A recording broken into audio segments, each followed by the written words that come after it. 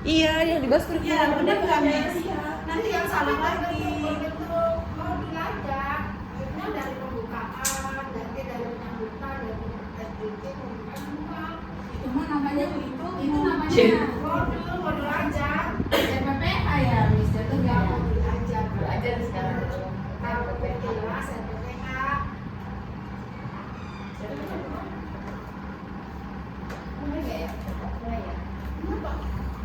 Bismillahirrahmanirrahim. Assalamualaikum warahmatullahi wabarakatuh. Waalaikumsalam warahmatullahi wabarakatuh. Selamat siang ibu-ibu semua.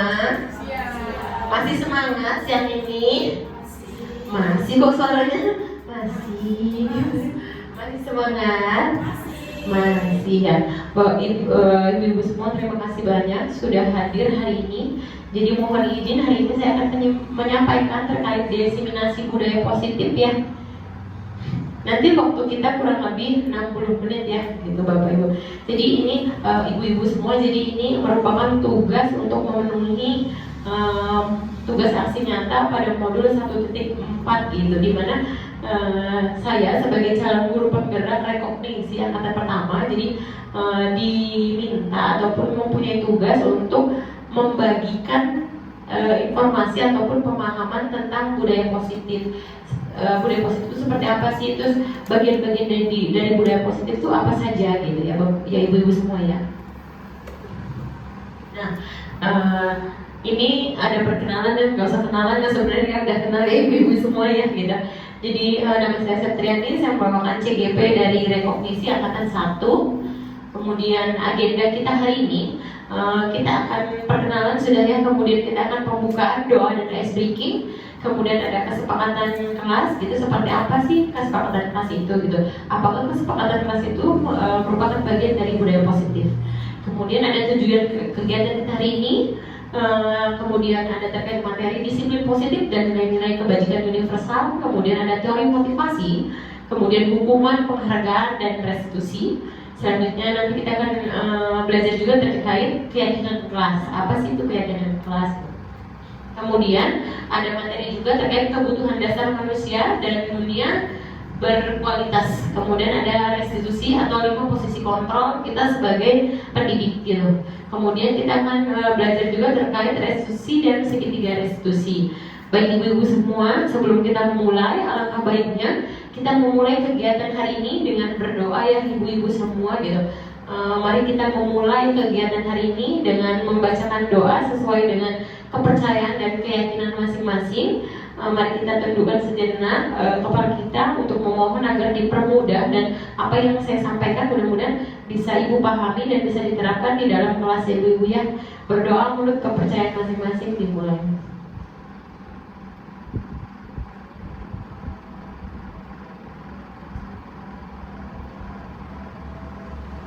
Amin amin ya robbal alamin. Nah ibu-ibu semua, sebelum kita memulai, kita langkah baiknya ice breaking dulu ya, gitu ya ibu-ibu ya, biar sepakat semua. Jadi ice breakingnya adalah tentang Simone Sei gitu ya. Simone Sei contohnya, Simone Sei pegang kepala, berarti ibu-ibu harus pegang kepala. Terus kalau bilang tangan, pegang tangan enggak? Dipegang nggak? Nggak, kan tidak ada kata clue-nya adalah Simone Sei gitu ya. Siapa ibu-ibu ya? Siapa? Siapa kita coba ya? Simone Sei pegang telinga, kaki, belum konsen. Simone Sei pegang hidung, kepala. Oke, berarti sudah konsentrasi ya ibu-ibu. Karena kita di clue-nya itu Simone Sei, berarti kalau tidak ada kata dari Simone Sei, kita tidak boleh memegang apa yang diinstruksikan, gitu ya ibu-ibu. Nah, selanjutnya adalah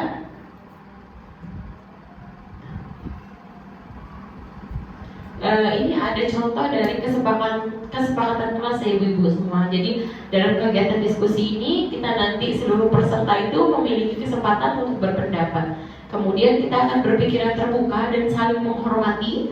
Kemudian kita jika ada satu berbicara maka peserta yang lain mendengarkan, kemudian juga ada berpendapat setelah dipersilakan, dan kita akan berpartisipasi penuh dan mengikuti sesi kelas dengan perasaan yang gembira. Mudah-mudahan ibu-ibu semua gembira ya hari ini ya, gembira ya. Kira-kira ibu-ibu dari semua yang ini nih kesepakatan, ada yang ingin ditambahkan kesepakatannya? Ada? Boleh makan minum, boleh ibu ya gitu. Boleh sambil makan, boleh sambil minum ya. Kita tambahkan ya. Ini kita sepakati ibu-ibu semua. Sepakat? Kalau sepakat angkat jempolnya dong. Mantap, terima kasih ibu. Nah, kita akan lanjut pada tujuan diseminasi kita hari ini apa sih gitu. Jadi diharapkan melalui kegiatan diseminasi ini, yang pertama, ibu-ibu semua bisa menerapkan disiplin positif gitu. Kemudian ibu-ibu juga nanti membangun lingkungan belajar yang aman dan kondusif. Nah, yang ketiga, kita diharapkan ibu-ibu semua bisa mengembangkan kemampuan tanggung jawab dan empati. Bagaimana kita membangun tanggung jawab dan rasa empati kita terhadap murid-murid kita. Kemudian kita juga akan menumbuhkan sikap positif dan proaktif.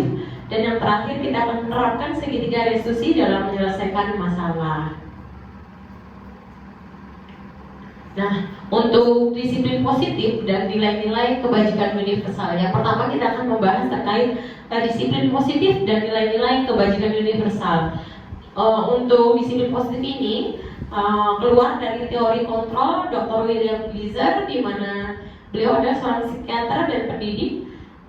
Dr. William Gleiser dalam teori kontrol atau kontrol teori yang kemudian hari berkembang dan dinamakan choice theory gitu, meluruskan beberapa miskonsepsi tentang makna kontrol gitu. Jadi ilusi yang pertama tuh ilusi guru mengkontrol murid. Jadi awalnya itu kita berpikir bahwa ilusi guru mengontrol murid, kita bisa mengendalikan semua perilaku siswa atau perilaku murid-murid kita sesuai dengan keinginan kita, gitu. Jadi miskonsepsinya ada di situ ibu-ibu semua. Kita menganggap bahwa kita sebagai guru kita bisa mengontrol perilaku murid sesuai dengan keinginan kita atau peraturan yang kita buat, gitu. Kemudian yang kedua itu ada ilusi bahwa semua penguatan positif, efektif dan bermakna. Kalau sekarang kan kita harus melihat kepada keberagaman ibu-ibu ya, gitu. Keberagaman siswa itu seperti apa. Jadi miskonsepsi yang terjadi sebelumnya adalah bahwa guru-guru itu menganggap semua penguatan yang diberikan itu pasti positif hasilnya dan efektif serta bermanfaat gitu. Jadi sehingga penguatan itu hanya ya sudah diberikan saja tanpa melihat kepada murid-murid kita, kebutuhan murid-murid kita seperti apa gitu. Kemudian juga ada di mana ilusi bahwa kritik dan membuat orang lain merasa bersalah dapat menumbuhkan karakter atau menguatkan karakter seseorang. Jadi miskonsepsi yang terjadi di dunia pendidikan itu adalah bahwa setiap guru itu dulu itu masih menganggap bahwa dengan memberikan kritikan ataupun membuat orang lain merasa bersalah, murid-murid kita merasa bersalah terhadap perilaku yang sudah dilakukan, itu dapat menguatkan karakter murid-murid kita, gitu ya Bu ya. Contohnya bahwa satu anak bersalah memukul temannya, lalu kita langsung memarahin anak ini dan menyatakan anak kamu nakal bla bla bla bla bla bla. Diharapkan itu guru mengharapkan bahwa dengan menyalahkan siswa itu akan menguatkan karakter siswa, atau siswa akan lebih memahami bahwa kesalahan itu pure adalah akibat perlakuannya. Tetapi itu ternyata sebuah miskonsepsi. Jadi sebuah kesalahan konsep yang dipahami oleh kita sebagai pendidik ya ibu-ibu gitu. Kemudian juga ada terkait ilusi bahwa orang dewasa memiliki hak untuk memaksa gitu.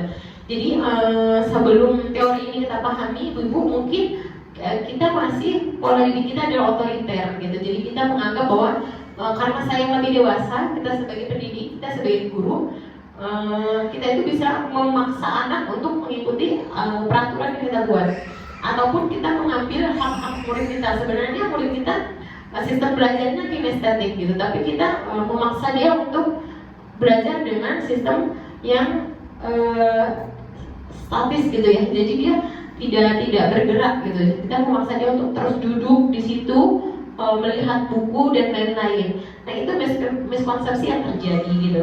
Kemudian ada paradigma stimulus respon. Nah, untuk dari Stephen ini pada tahun 1991 mengingatkan bahwa bila kita ingin membuat kemajuan perlahan sedikit-sedikit, ubahlah sikap kita. Jadi kita harus mengubah dulu sikap kita atau perilaku kita sebagai pendidik.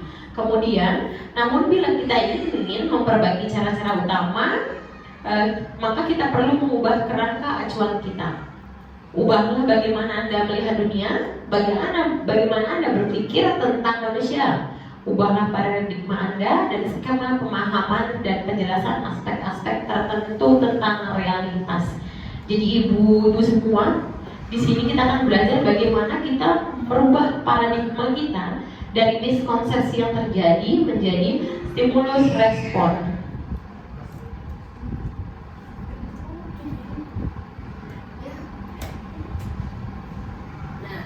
Ini ada contohnya ibu-ibu ya.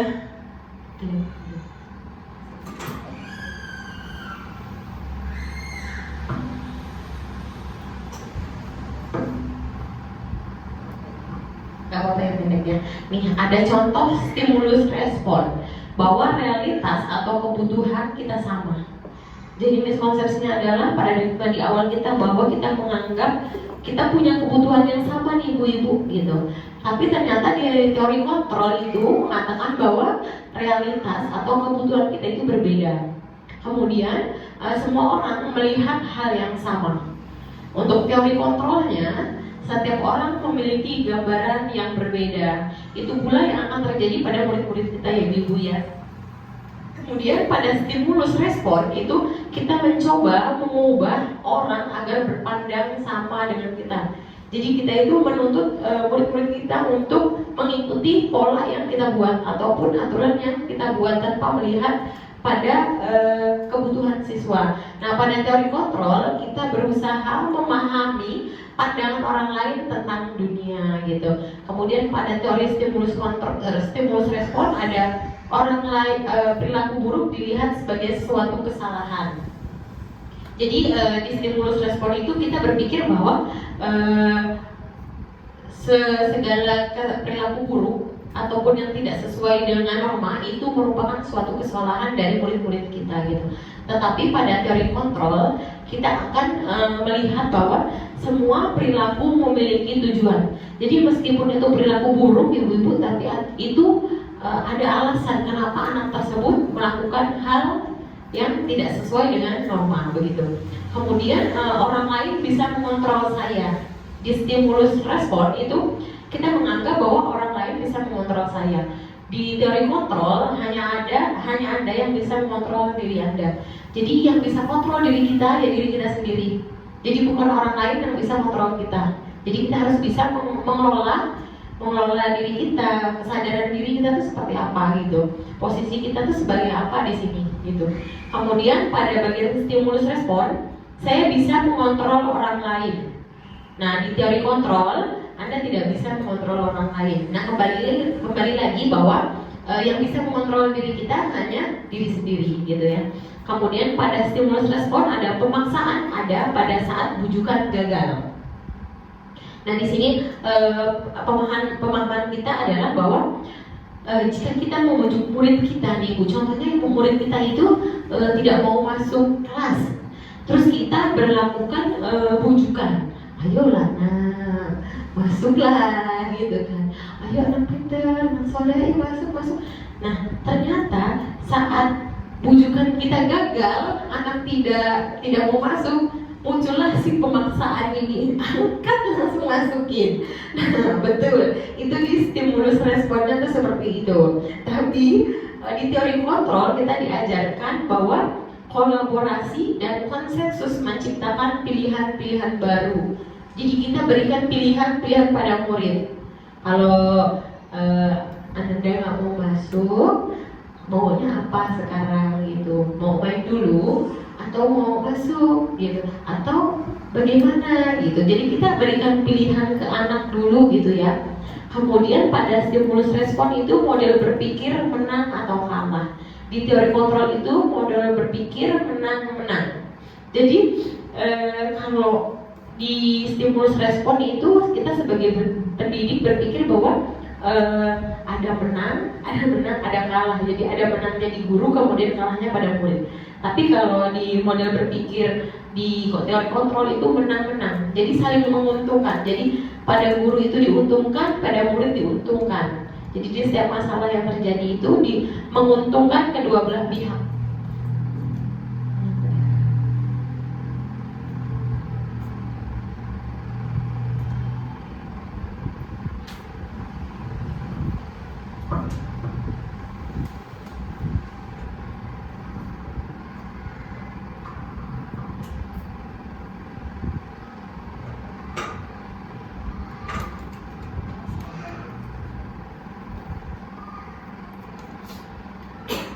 Nah, untuk bagian nilai-nilai kebajikan universal ini yang pertama ibu-ibu semua ada terkait profil pelajaran Pancasila. Masih ingat profil pelajaran Pancasila? Beriman, bertakwa kepada Tuhan yang Maha Esa dan berakhlak mulia, kemudian mandiri, berpikir bernalar kritis, berkepentingan global, bergotong royong dan kreatif, ada lagunya ya. Kemudian IBO atau Primary Years Program, PYP sikap murid. Jadi nilai-nilai kebajikan universal itu nilai-nilai secara umum. Jadi tidak hanya profil pelajar Pancasila saja, tetapi juga ada terkait sikap murid. Yang pertama itu kita akan mengajarkan murid-murid kita untuk toleransi, kemudian menumbuhkan rasa hormat, integritas, mandiri, menghargai, antusias, empati, keingintahuan, kreativitas, kerjasama, percaya diri dan komitmen. Jadi itu yang harus kita tanamkan kepada murid-murid kita gitu. Tidak dalam satu waktu ibu-ibu kita harus semuanya ditanamkan ke siswa gitu, tapi bisa per poin-poin. Kemudian yang ketiga itu ada 9 pilar karakter. Di mana yang pertama itu ada cinta Tuhan dan segenap ciptaannya, kemudian kemandirian dan tanggung jawab.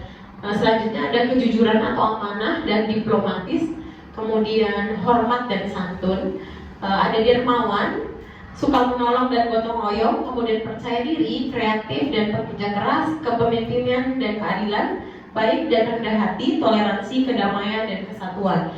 Ini secara rincinya ya Bu-ibu. Tapi jika diintegrasikan itu sudah masuk ke profil pelajaran Pancasila gitu. Jadi diintegrasikannya itu secara keseluruhannya itu masuk kepada profil pelajaran Pancasila. Kemudian juga ada tentang petunjuk seumur hidup dan keterampilan hidup atau lifelong guidance dan life skills atau keterampilan hidup, di mana kita itu harus menjadi manusia yang dapat dipercaya, lurus hati, pendengar yang aktif, tidak merendahkan orang lain, serta memberikan yang terbaik dari diri kita. Nah, ada juga terkait nilai-nilai kebijakan universal terkait petunjuk hidup, bahwa kita harus peduli, penawaran, kita harus bekerja sama, keberanian, keingintahuan, usaha, keluasan, atau kita harus fleksibilitas, kemudian juga kita harus berorganisasi, ada juga kesabaran, keteguhan hati, memiliki rasa hormat, dan memiliki rasa humor, berinisiatif, integritas, kemudian pemecahan masalah, sumber pengetahuan, tanggung jawab, dan persahabatan. Kemudian juga yang kelima itu dari nilai kebajikan universal ada teori terkait the seven essential virtues, jadi building moral intelligence, di mana ini teori dicetuskan oleh Michael Borba, di mana ada kategori empati, suara hati, kontrol diri, kemudian rasa hormat dan kebaikan, serta toleransi dan keadilan.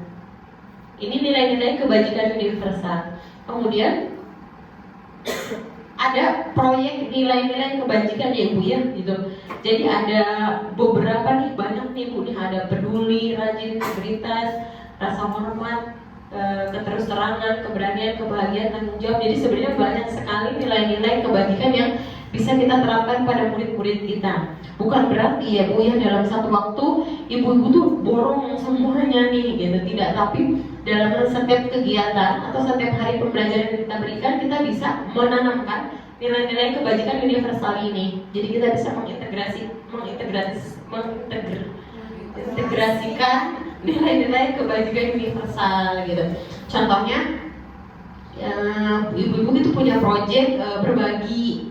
Jadi kita kan nanti dari kegiatan berbagi kita bisa mengintegrasikan nilai peduli, kemudian apalagi ya, iya boleh, kemudian ada toleransi gitu kan, kemudian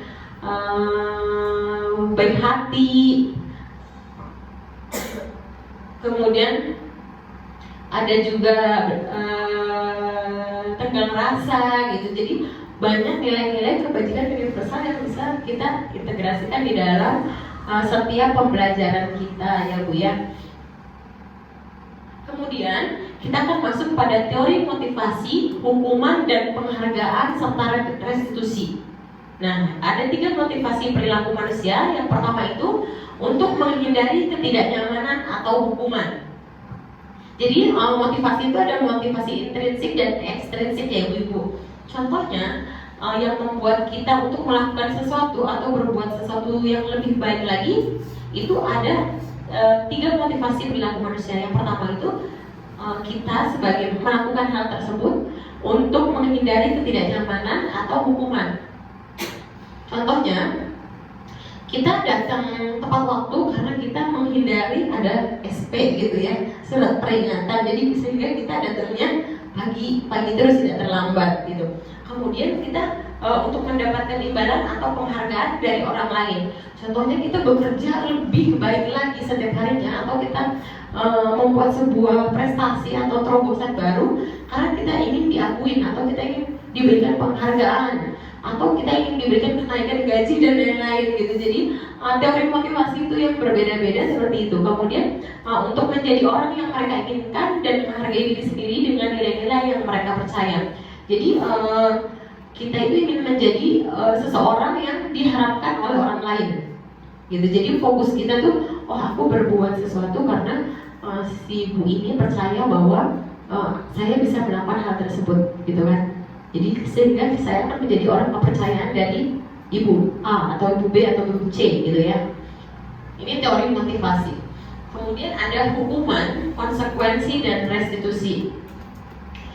Restitusi itu adalah proses menciptakan kondisi bagi murid untuk memperbaiki kesalahan mereka gitu. Jadi restitusi itu bukan untuk menyalahkan gitu. Jadi kenapa ada hukuman, ada konsekuensi, ada restitusi.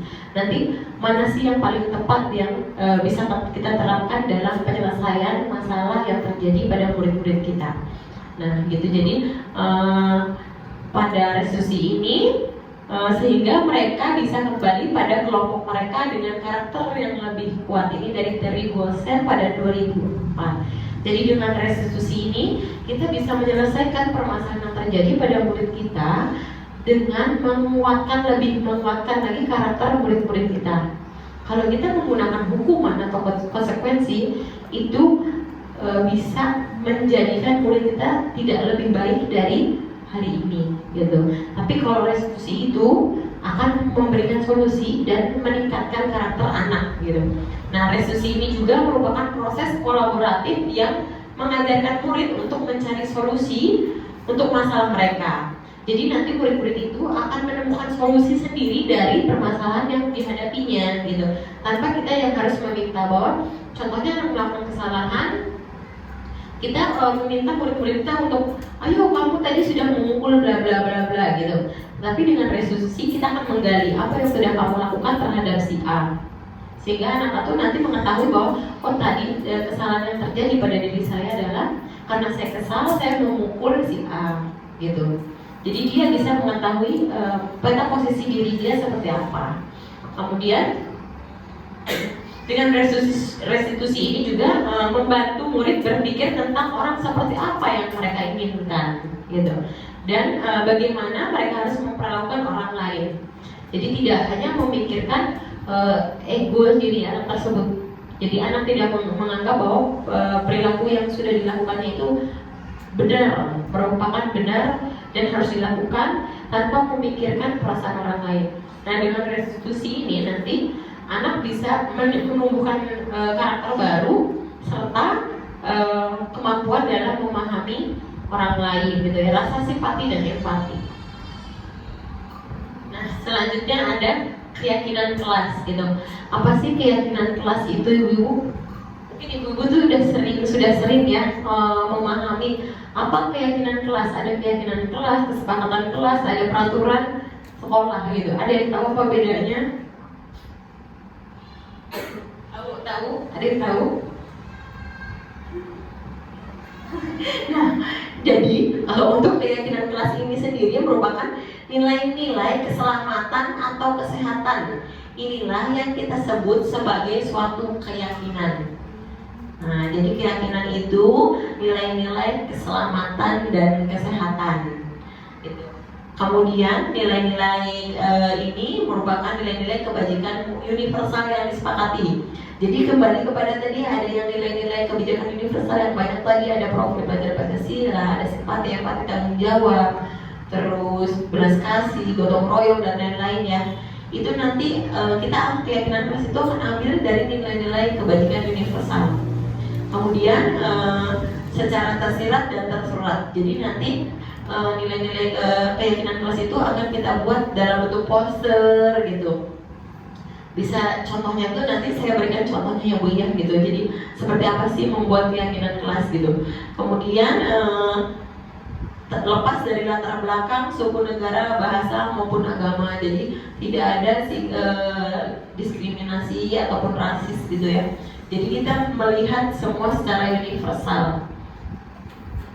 Nilai-nilai kebajikan ini menekankan pada keyakinan seseorang akan lebih memotivasi seseorang dari dalam seseorang akan lebih tergerak dan bersemangat untuk menjalankan keyakinannya gitu, daripada hanya sekedar mengikuti serangkaian peraturan tertulis tanpa makna gitu. Jadi yang masih kita lakukan adalah kita membuat peraturan tertulis gitu ya. Dan sejatinya peraturan itu kita buat kemudian kita langgar gitu ya, dilanggar gitu. Nah kalau keyakinan kelas ini nanti hal-hal yang kita buat sesuai dengan keyakinan kita ataupun responsibility kita itu sebagai pendidik seperti apa dan kita maunya seperti apa. Nah itu yang akan kita jalani. Jadi kita ikutin sesuai dengan apa yang sudah kita sepakati. Kalau peraturan kan kita hanya satu pihak ya Bu ya. Jadi saya membuat, ibu-ibu akan menjalaninya gitu, akan melaksanakannya ataupun melanggarnya gitu. Pilihannya adalah dilaksanakan ataupun dilanggar gitu. Tetapi kalau kita membuat keyakinan kelas ibu-ibu gitu, contohnya kita membuat keyakinan kelas. Kita mulai dari pagi dulu. Keyakinan kelas kita tuh sebelum masuk sekolah, masuk anak-anak datang apa sih gitu. Contohnya kita punya keyakinan bahwa sebelum kita memulai kegiatan pembelajaran kita akan menerapkan disiplin pada guru-guru kita dengan menyiapkan pembelajaran ataupun datang tepat waktu ataupun menggunakan seragam sesuai yang sudah disepakati.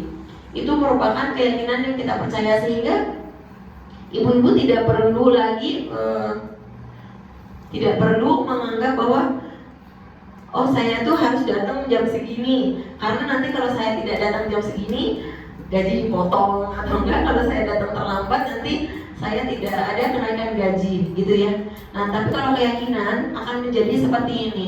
Ini merupakan kewajiban saya sebagai seorang pendidik sehingga saya harus datang lebih pagi dibanding murid-murid saya. Saya harus berperilaku baik atau berperilaku sopan sebelum saya mengajarkan murid-murid saya. Jadi kita meyakini diri kita sendiri gitu, responsibility kita, sehingga berada ataupun di luar lingkungan sekolah, sikap tersebut akan tetap dilaksanakan oleh ibu-ibu semua gitu ya.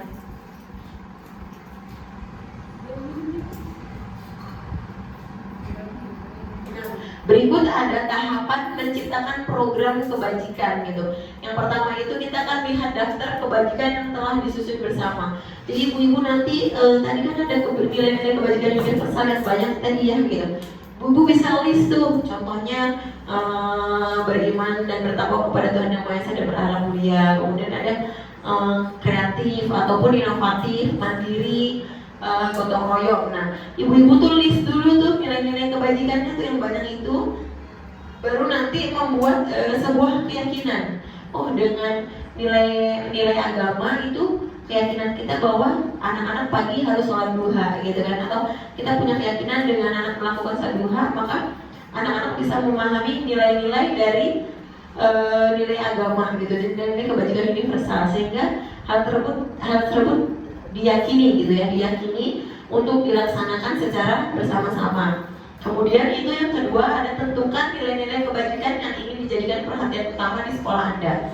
Jadi kita fokus pada karakter sekolah kita tuh seperti apa sih, terus kita maunya seperti apa gitu.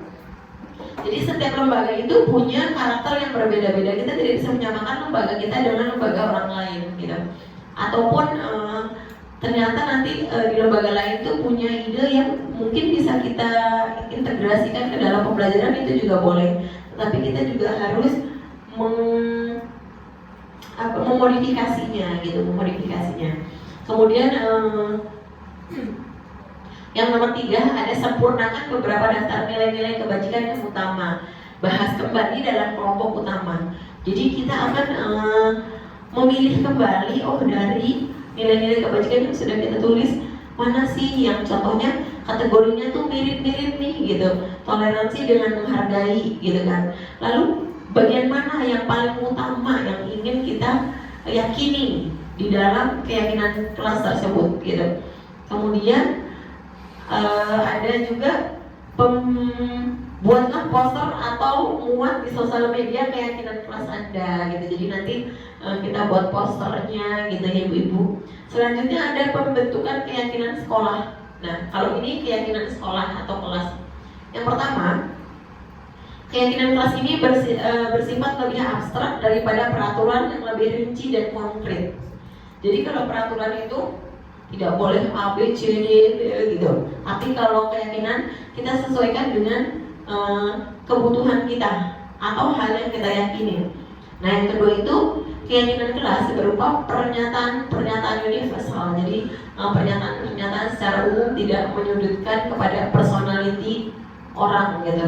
Jadi ini difungsikan untuk semua guru dan juga bisa difungsikan juga kepada murid-murid kita. Nah, kemudian ada pernyataan keyakinan kelas senantiasa dibuat dalam bentuk positif.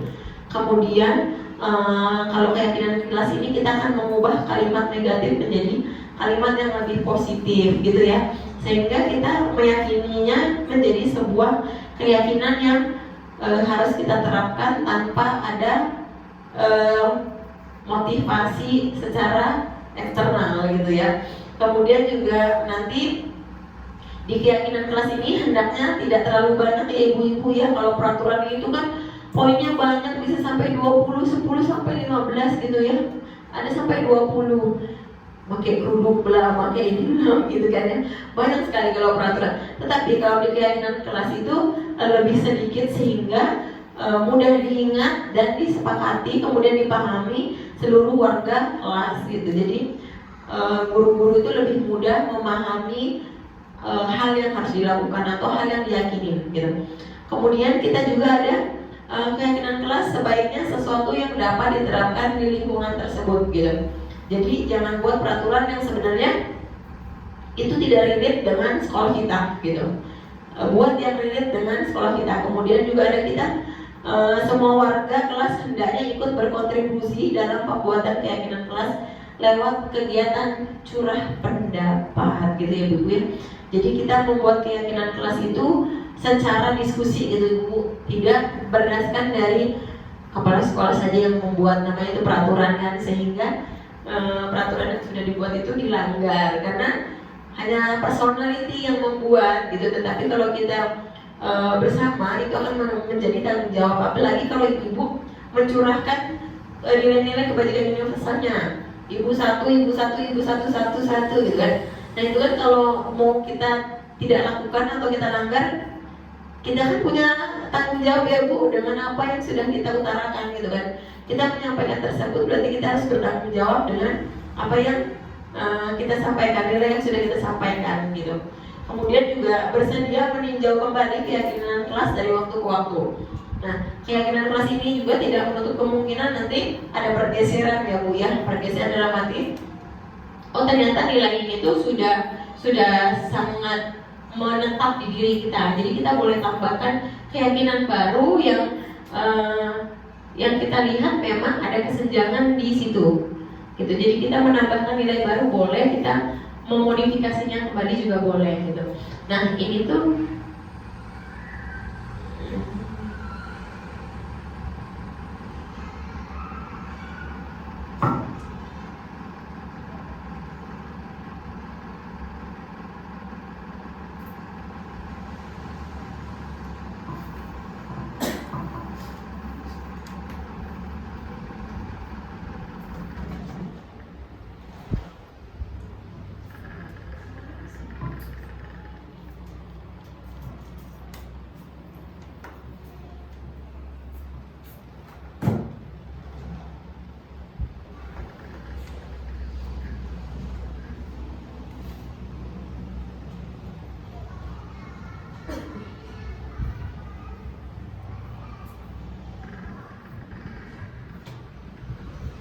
jadi ini contoh dari keyakinan kelas yang bisa kita buat atau kita terapkan bersama murid-murid kita gitu. Jadi ada classroom rules gitu. Ataupun ini bisa disebut keyakinan kelas bersama murid-murid. Contohnya kita mengajak murid-murid kita untuk kalau di PAUD ya di TK gitu kan, kita tidak bisa membuat dalam bentuk tulisan gitu, tapi kita tambahkan gambar untuk meyakinkan murid gitu. Karena kan murid TK itu belum bisa membaca gitu, sehingga kita bisa menguatkan kalimatnya dengan gambar. Contohnya di kelas B atau kelas A, kita sepakat untuk meyakini bahwa keep our classroom clean. Jadi kita meyakini bahwa saat kita belajar, saat kita berkegiatan di dalam kelas, ruang kelas kita tuh harus bersih agar kita nyaman, agar kita lebih nyaman bergerak. Contohnya kalau kelas kita kotor, banyak bekas nasi atau apa, itu akan mengganggu saat kita berjalan gitu ya Bu ya. Jadi ini kita bersama murid-murid kita meyakinin bahwa keep our classroom clean gitu. Jadi kita meyakinin bahwa kita harus tetap menjaga kebersihan kelas kita gitu. Kemudian ada juga yang sebelah sana itu let's be helpful whenever we can. Jadi ada gambarnya nih gitu. Jadi itu kita sepakat atau kita meyakini di kelas itu bahwa kita harus membantu murid-murid kita yang membutuhkan bantuan. Jadi kita memberikan bantuan tanpa melihat latar belakang murid. Jadi kita merespon dengan segera merespon jika ada teman kita yang membutuhkan bantuan ataupun orang lain yang membutuhkan bantuan. Contohnya, saat teman kita kehilangan pensilnya dan dia tidak menulis itu, ataupun dia tidak mewarnai tetapi dia tidak membawa krayon. Nah, dengan keyakinan yang kita buat bersama murid itu tuh tanpa kita memberikan instruksi untuk tolong pinjamin teman kamu yang tidak membawa, itu dia akan meresponnya dengan cepat ataupun dia dengan sendirinya akan memberikan bantuan kepada